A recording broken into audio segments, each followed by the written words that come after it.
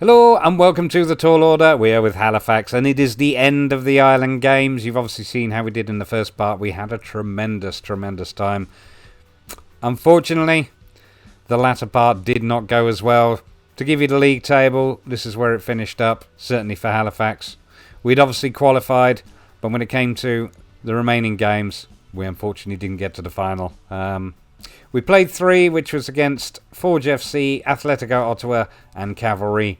And we beat Cavalry, but unfortunately we lost to both Forge and Atletico Ottawa, which when you compare how we'd done at the start, we didn't lose a game all season, so that was very disappointing. Very disappointing, I'll not lie to you. So, we still met with the club vision requirements, and obviously these are now set up for the following year, but they were, happy that we qualified. And obviously the final was between Atletico Ottawa and Forge Forge FC absolutely stormed it with a 4-0 victory. So, good for them. Not great for Halifax, but it does give us something to aim for in the coming season, which, of course, as far as Football Manager is concerned at least, is going to be a normal Canadian Premier League football season. So that is very exciting.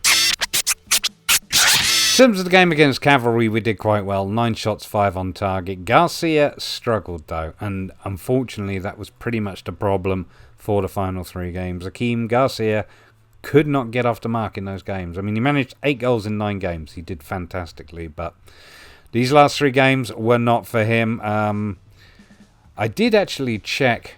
I did actually check his coach report.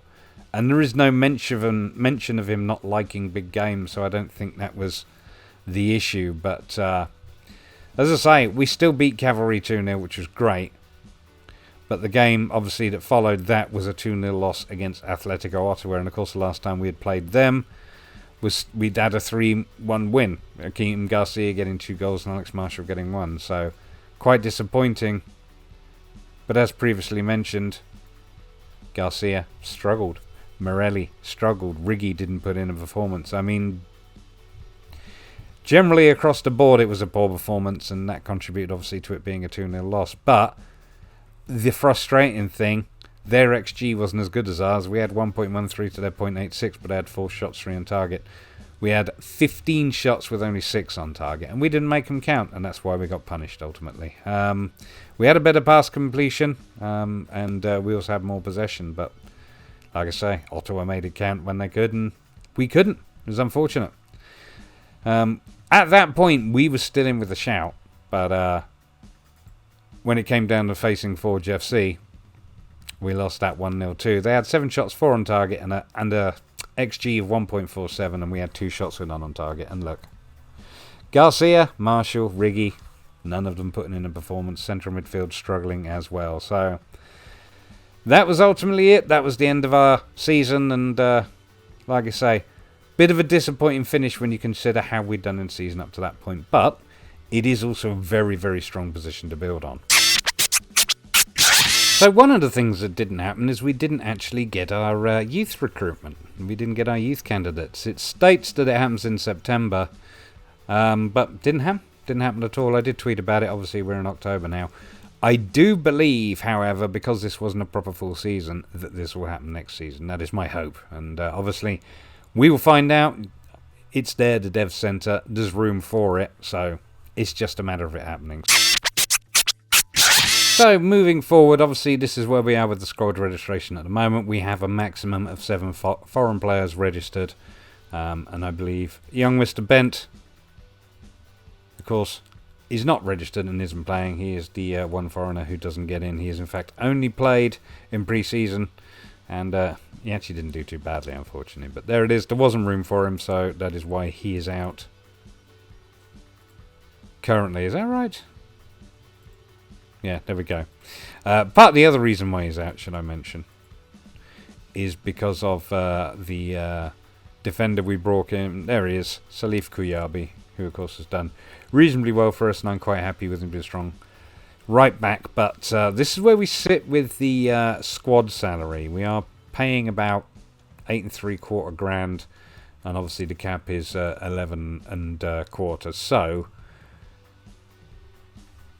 we're keeping well within the budget, but it does give us a little bit of room to move. As I understand it, like I say, the under 20 players or the under 21 players do not form part of this. It's only the more mature players that contribute, so that's obviously something to bear in mind as I move forward. But like I say, a little bit of room to move there. In terms of our finances, obviously we are overall financially much better off than we were. I didn't spend all of my transfer budget, and I didn't use all of my wage budget, though we are still about just about $1,000 below it, I would suggest, but our committed spending was only about 10.5 grand, so that's fairly good. We did quite well for profit over the season, although nothing obviously over this last month.